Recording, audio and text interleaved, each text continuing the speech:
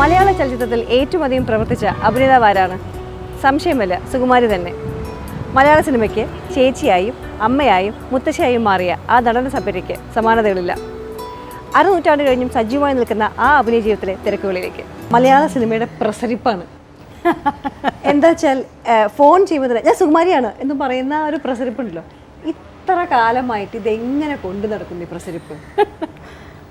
ഇപ്പോൾ എല്ലാവരും അറിയാവുന്ന ആൾക്കാരല്ലേ, അപ്പം നാച്ചുറലി അറിയാവുന്നതുകൊണ്ടാണ് നമ്മളെ വിളിക്കുന്നത്. അപ്പോൾ അവരെ അറിഞ്ഞൂടാ അല്ലെങ്കിൽ ആരാണ് എന്നൊന്നും ചോദിച്ചിട്ട് കാര്യമില്ല.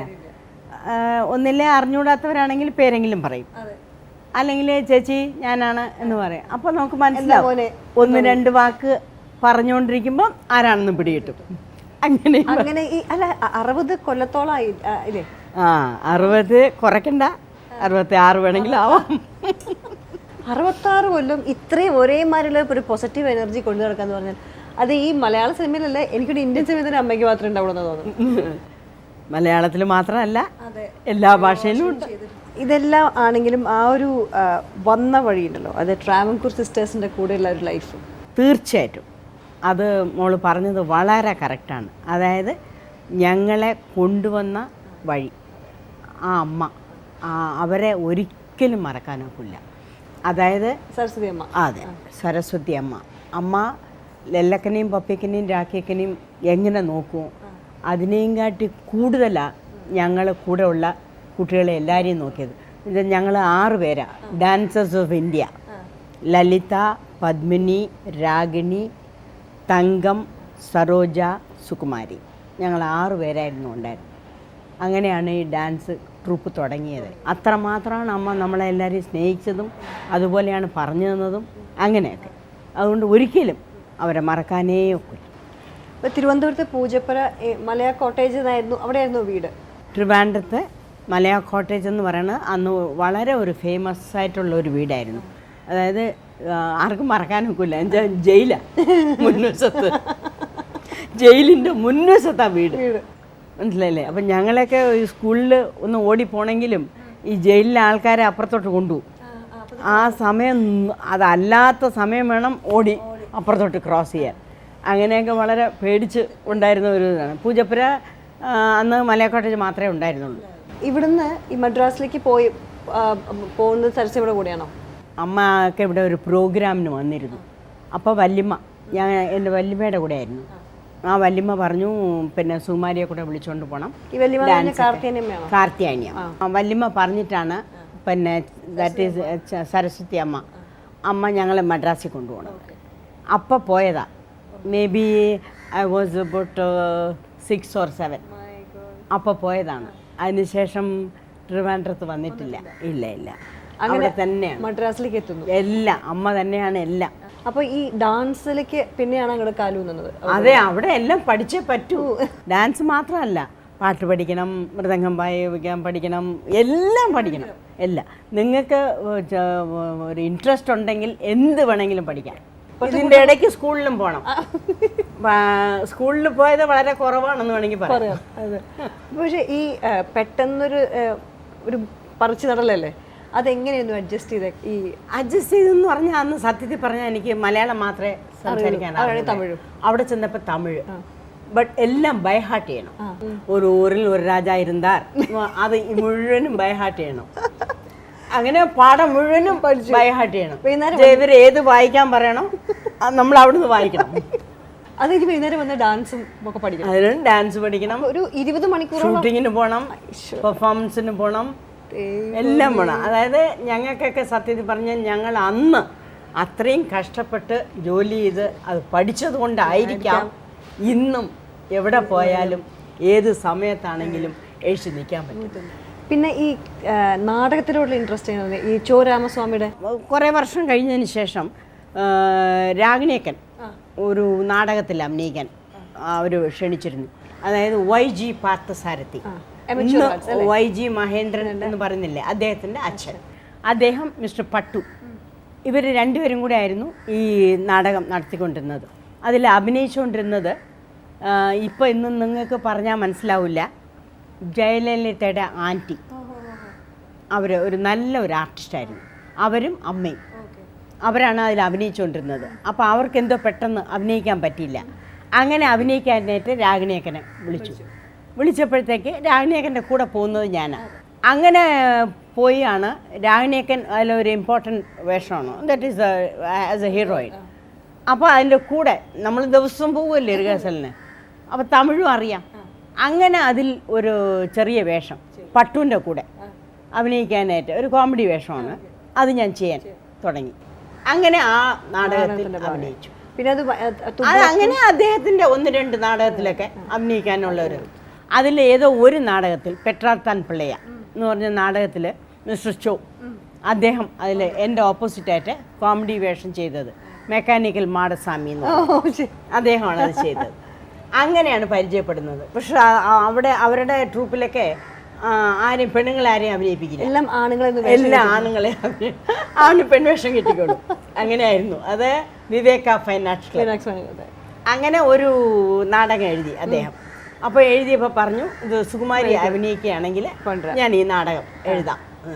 അതായത് മൈൻഡ് ഈസ് എ മങ്കി എന്ന് പറഞ്ഞ ഒരു അതാണ് ആദ്യമായിട്ട് വിവേക ഫൈൻ ആർട്സിൽ ഒരു പെണ്ണ് അഭിനയിക്കുന്നത്. അത് കഴിഞ്ഞതിന് ശേഷം അദ്ദേഹത്തിൻ്റെ ഒരു 16 നാടകം ഞാൻ അഭിനയിച്ചു. അപ്പോൾ ഈ സിനിമയിൽ അഭിനയം തുടങ്ങിയപ്പോൾ പാസമലറാണോ ആദ്യത്തെ പടം? പടം അഭിനയിക്കാൻ തുടങ്ങിയത് 10 വയസ്സിൽ. അപ്പോൾ അത് കഴിഞ്ഞിട്ട് എത്രയോ പടങ്ങൾ നാടകം സിനിമ. പാസമലർ ഒരു ഡാൻസ് ചെയ്തത് 1960 വാരായൻ തൊഴി. അതായത് നമ്മൾ ഒരു വർഷം ഞാൻ വർക്ക് ചെയ്തില്ല, ഒരു വർഷമല്ല, maybe about 3 or 4 months work ചെയ്തില്ല. അപ്പം എൻ്റെ അടുത്ത് ഞാൻ ചെയ്തുകൊണ്ടിരുന്ന മാസ്റ്റർ ആയതുകൊണ്ട് അദ്ദേഹം ചോദിച്ചു, എന്തുകൊണ്ട് സുകുമാരിക്ക് ഇത് ചെയ്തുകൂടാ? ഞാൻ പറഞ്ഞു, ഇനിയിപ്പോൾ ആര് മാസ്റ്ററെ വിളിക്കാൻ പോകണു, ആര് ചെയ്യാൻ പോകണു? ഇല്ല ചെയ്യണം. അപ്പോൾ സാവിത്രിയമ്മയാണ് ആ പാട്ട് ചെയ്തത്. അപ്പോൾ സാവിത്രിയമ്മ നല്ലൊരു ഫ്രണ്ടാണ്, എൻ്റെ വീടിൻ്റെ അടുത്താണ്, അവ എപ്പോഴും നമ്മൾ കാണുന്നവർ. അപ്പോൾ എന്തുകൊണ്ട് സുകുമാരിക്ക് ചെയ്തുകൂടാ? ചെയ്യാമല്ലോ, അങ്ങനെ വണ്ണമൊന്നും വെച്ചില്ലല്ലോ, ചെയ്യാമല്ലോ. അവർ നിർബന്ധിച്ചിട്ടാണ് ആ പാട്ട് ചെയ്യാൻ. അതായിരുന്നു ഞാൻ തിരിച്ചു വരും സിനിമയിൽ വന്നത്. ശിവാജി ഗണേശന്റെ അമ്മയായിട്ട് ആ കാലത്ത് അഭിനയിക്കാൻ ഒരു ശിവാജിയുടെ അമ്മയായിട്ടല്ല, ജയലളിതയുടെ അമ്മയായിട്ട്. ശിവാജിയുടെ അമ്മയായിട്ട് അഭിനയിച്ചിട്ടുണ്ട്, പക്ഷെ നമ്മൾ തമ്മിൽ കോമ്പിനേഷൻ വന്നിരിക്കില്ല. കൊച്ചിലെ അങ്ങനത്തെ എന്തോന്നുമായിരുന്നു. ഇത് എൻ്റെ മരുമകനാണ് ശിവാജി. ജയലളിത അമ്മ, ജയലളിതയുടെ അമ്മയാണ് ഞാൻ, പട്ടിക്കാട് പട്ടണം. അത് ചെയ്യാൻ സമ്മതിച്ചു, സെറ്റിൽ പോയി. പക്ഷെ ഫസ്റ്റ് ഡേ ഉണ്ടായിരുന്ന ഒരു എക്സ്പീരിയൻസ്, എനിക്ക് പടമേ വേണ്ടെന്ന് പറഞ്ഞിട്ട് ഞാൻ തിരിച്ചു വരാൻ വന്നതാണ്. ആദ്യത്തെ സീനെ ശിവാജിയുടെ കൂടെ ആയിരുന്നു. അയാളെ ഡേ വാടാ പോടാന്നൊക്കെ വിളിക്കുന്ന, എനിക്ക് പടമേ വേണ്ട. എന്നുവെച്ചാൽ വളരെ കൊച്ചിലെ തൊട്ടേ അദ്ദേഹത്തിന് അറിയാം, ദിവസവും കണ്ടോണ്ടിരിക്കുന്നതാണ്. അതിനാ തന്നെ ചാപ്പിടുന്നില്ല ജ്യൂസ്, അങ്ങനെ പപ്പയ്ക്കൻ്റെ കൂടെയൊക്കെ കണ്ടോണ്ടിരുന്നിട്ട് പെട്ടെന്ന് ഒരു ദിവസം മേക്കപ്പ് ഒക്കെ ഇട്ട് ക്യാമറയുടെ മുന്നേ ഡേ അടിക്കുന്ന സീനും ഉണ്ടായിരുന്നു. പിന്നെ VK രാമസ്വാമി അദ്ദേഹമൊക്കെ ഉണ്ടായിരുന്നു. പടമല്ലേ അമ്മ, അഭിനയിക്കണം, നമ്മൾ എന്ത് ചെയ്യുന്നോ അതാണെന്ന് പറഞ്ഞ് അദ്ദേഹമായിരുന്നു എൻ്റെ ഹസ്ബൻഡായിട്ട്. ഒരുപാട് വർഷമായിട്ട് അറിയാം, ലക്കനും പപ്പിങ്ങനെയും കൂടെ ഉള്ളപ്പോൾ തൊട്ടേ അറിയാം. പിന്നെ ഡയറക്ടർ, അങ്ങനത്തെ അവരുടെ ആ നിർബന്ധം കൊണ്ടാണ് തിരിച്ച് ഞാൻ ആ പടത്തിൽ അഭിനയിക്കാൻ സാധിച്ചത്. അല്ലെങ്കിൽ അപ്പോഴേ ഞാൻ പോയത്. അപ്പോൾ ഈ ക്യാരക്ടർ റോൾസിലാണ് മിക്കവാറും അമ്മ ചെയ്തിരിക്കുന്നത് അല്ലേ? ഒരുപാട്. ഇത് ആ സമയത്ത് ഇപ്പോൾ 21 വയസ്സിലെ അമ്മ റോൾ, അതുമാതിരി NTRന്റെ കൂടെ അഭിനയിച്ചിട്ടുണ്ട്, ശിവാജിയുടെ കൂടെ. കാര്യം എന്തെന്ന് എല്ലാവരും കൂടെ അഭിനയിച്ചിട്ടുണ്ട്. അതായത് അന്ന് ഉണ്ടായിരുന്ന ചീഫ് മിനിസ്റ്റേഴ്സ് എന്ന് വേണമെങ്കിൽ എല്ലാ ചീഫ് മിനിസ്റ്റേഴ്സും അഭിനയിച്ചിട്ടുണ്ട്. ശിവാജി സെറ്റിലിരിക്കുമ്പോൾ ഉറങ്ങി എന്ന് ഭാവിച്ചിട്ട് നമ്മൾ വിചാരിക്കും അദ്ദേഹം ഉറങ്ങിക്കൊണ്ടിരിക്കുകയാണെന്ന്. ഡയലോഗ് വായിച്ചുകൊണ്ടിരിക്കുമ്പോഴും അത് കണ്ണടച്ചോണ്ടിരിക്കുകയായിരിക്കും. പക്ഷെ എവിടെ നമ്മൾ നിർത്തിയോ അവിടെ ചോദിക്കും, ആ വാക്ക് എവിടുന്നാണെന്ന് വെച്ചാൽ അദ്ദേഹം അവിടെ നിന്ന് ചോദിക്കും. അപ്പുറം തന്നെ ചൊല്ല്, ഒരിക്കൽ വായിച്ചാൽ മതി. ഒരു ഡയലോഗ് ഇങ്ങനെ ഒരിക്കൽ വായിക്കും. അദ്ദേഹത്തിന് പോരാ എന്ന് തോന്നുകയാണെങ്കിൽ നൂറുവാറ്റി വാശി പറയും. അമ്മ അത് കഴിഞ്ഞാൽ എങ്ങനെ പറയുന്ന അറിഞ്ഞോണ്ട് അത് NT രാമാറാവും അതെ, ഇദ്ദേഹമാണ്. ഈ കാലത്തിലേക്ക് ഇപ്പോൾ തിരിഞ്ഞു നോക്കുമ്പോൾ ഇവരാരും സുകുമാരിമ്മയുടെ കൂടെ ഇല്ല. അതൊരു വലിയ വാക്കുമായിട്ട് തോന്നിയിട്ടില്ലേ? എന്നൊന്നും പറയാനൊക്കില്ല. എന്നുവെച്ചാൽ നമ്മൾ every day we are going മുമ്പോട്ട് പോയിക്കൊണ്ടിരിക്കുകയല്ലേ. അപ്പോൾ ആരൊക്കെ വരുന്നു ആരൊക്കെ പോണു ഇത് നമ്മൾ തിരിഞ്ഞു നിന്ന് നോക്കാനുള്ള ഒരവസരമില്ല, ടൈമില്ല. മനസ്സിലായില്ലേ? ഇപ്പോൾ അടുത്ത് കഴിഞ്ഞിട്ട് ആഫ്റ്റർ 1 hour എന്താണ് പ്രോഗ്രാം, അവിടെ പോകണം, എന്നെ പെട്ടെന്ന് വിടണേ 1 മണിക്ക്. ഇപ്പം അങ്ങനത്തെ ഒരു ഇതായിപ്പോയി അല്ലേ? അപ്പോൾ ഇതിന് വേണ്ടി നമ്മൾ ടൈം എടുത്തു, അല്ലെങ്കിൽ ഞാൻ ഇരുന്ന് സമാധാനമായിട്ട് പറയാം എന്നൊന്നും പറയാനുള്ള അവസരം ആർക്കും ഇല്ല. ഇപ്പോഴത്തെ കുട്ടികളെല്ലാവരും ദേ ആർ വെരി ഫാസ്റ്റ്. പക്ഷെ ഇത്രയും ക്ലോസ് ആയിട്ട് ട്രാവൻകൂർ സിസ്റ്റേഴ്സും ഇല്ലാണ്ടായപ്പോൾ അവരെ പോലെ ഇനി ജനിക്കണം എന്നുവെച്ചാൽ അത്രമാത്രം ഹാർഡ് വർക്ക് ചെയ്ത ആൾക്കാരാണ്. സുകുമാരയുടെ കാര്യം ചോദിക്കുമ്പോൾ 2500 പരം സിനിമ ചെയ്തു. പക്ഷേ ഞാൻ പറയണപ്പോൾ എല്ലാവരും ഏറ്റവും ഭയങ്കര ഡൈവേഴ്സ് ക്യാരക്ടേഴ്സ് നോക്കണം എന്ന് പറഞ്ഞാൽ ആദ്യത്തെ സിനിമ നോക്കേണ്ട കാര്യമില്ല. ലാസ്റ്റ് 6 മാസത്തെ പടങ്ങൾ ചെയ്ത് നോക്കിയാലും സുകുമാരയുടെ എല്ലാ റോൾസും ഡിഫറെൻ്റ് ആയിരിക്കും. ലൈക്ക് മറ്റേ ബോയിങ് ഡിക്കമ്മായി മുതൽ ആൾക്കൂട്ടത്തിൽ തന്നെയല്ലേ ആ ശ്രീജാനും ആ ക്യാരക്ടേഴ്സ് വരെ. അപ്പം ഇത് ഇങ്ങനെ ഒരു പ്രിപ്പറേഷൻ ഇല്ല എന്നാണ് ഞാൻ കേട്ടേക്കണേ ഒരു റോളിനും. അങ്ങനെയാണോ? ഇല്ല. എന്തെന്ന് വെച്ചാൽ അല്ല, ഞാൻ ഈ നേരത്തെ ചെന്ന് അവരുടെ അടുത്ത് ചോദിക്കുന്ന എന്താണ് വേഷം എന്താണ്, ഞാൻ ഒരു കാര്യം ചോദിക്കും. ബിക്കോസ് ഡയറക്ടേഴ്സ് എല്ലാവരും മിക്കവാറും അറിയാവുന്ന ആൾക്കാരാണ്.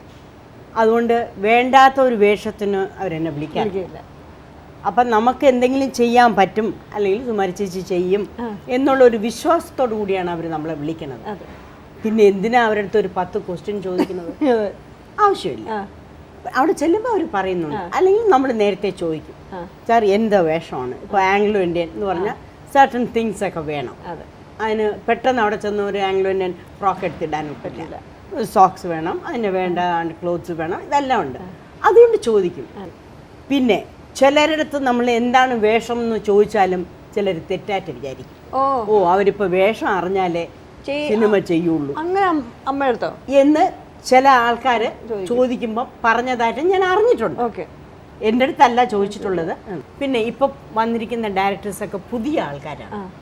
അവർക്കും അവരുടേതായിട്ടുള്ള എന്തെല്ലാം ഇങ്ങനെ പറയണം, അല്ലെങ്കിൽ ഈ പഴയ ഡയറക്ടേഴ്സ് ചെയ്യുന്ന പോലെ തന്നെ ഇപ്പൊ ചെയ്യണം എന്ന് പറഞ്ഞാൽ പറ്റും. പക്ഷെ ഒറിയലും ബംഗാളിയിലൊക്കെ എങ്ങനെയായിരുന്നു ആ ഒരു ഇത്? കാര്യം ഇവിടുന്ന് അന്ന് ഞാൻ ചെയ്ത ബംഗാളി എന്ന് പറയുന്നത് it was very long back. Okay, അന്ന് സത്യത്തിൽ പറഞ്ഞാൽ മലയാളം പടം പോലെ ആയിരുന്നു. അതിൽ മേക്കപ്പ് ഒന്നുമില്ല. അതായത് 10 മണിക്ക് ഷൂട്ടിങ്ങിന് വരും, 5 മണിക്ക് പോകും. ആരും ഫുഡ് ഒന്നും ചോദിക്കില്ല. ഞാൻ മാത്രമേ ഉണ്ടായിരുന്നുള്ളൂ അവിടെ എനിക്ക് ഫുഡ് കൊണ്ടു തരുന്നത്. ഇവരെല്ലാരും ഒരു വീട്ടിൽ നിന്ന് കൊണ്ടുവരും. ഈ ഓഫീസിൽ പോകുന്നില്ലേ, അതുപോലെയായിരുന്നു. അന്ന് എനിക്ക് ഒരു വലിയ ഒരു ഇത് കിട്ടിയത് ഗോപി കൃഷ്ണ, അദ്ദേഹമായിരുന്നു എൻ്റെ കൂടെ. മുഴുവനും ഡാൻസ് ആയിരുന്നു, 7 ഡാൻസ്. അതുകൊണ്ട് അതിനെ സമയം ശരിയായിരുന്നു. പിന്നെ 1-2 ഡയലോഗ് എന്തോ ഒക്കെ പറഞ്ഞു.